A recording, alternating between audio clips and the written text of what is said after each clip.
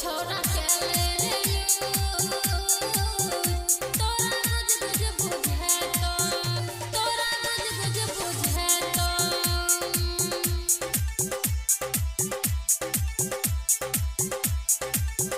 छोरा के ले रे तोरा कुछ बुझे तो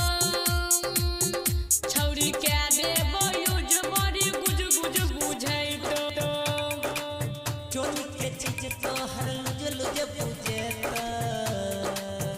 कोनी करबोगे छौरी गुज बुझे तो डीजे नीतीश राज वैष्णवी रिकॉर्डिंग स्टूडियो खतवारा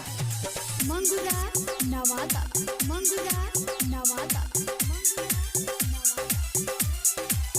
चढ़ल जवानी हमर 16 के साल रे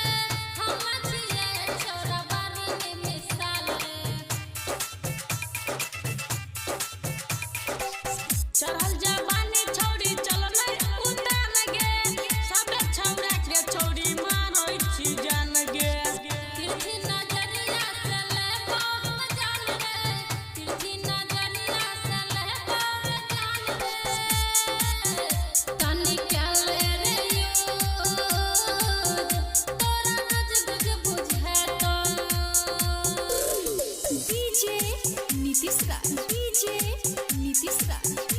वैष्णवी रिकॉर्डिंग स्टूडियो खतवारा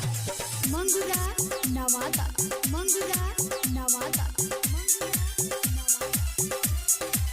वकील दीवाना के बने दो तुम लगे क्या देबो छौरी गे तोरा सपोर्ट गे क्या देबो छौरी गे तोरा सपोर्ट गे या बचावे छे महारे छे जान रे कते तोरा हमरा करे छे सपोर्ट रे दी के पीछा न कर न चलेबो हम जान रे छोरा पीछा न कर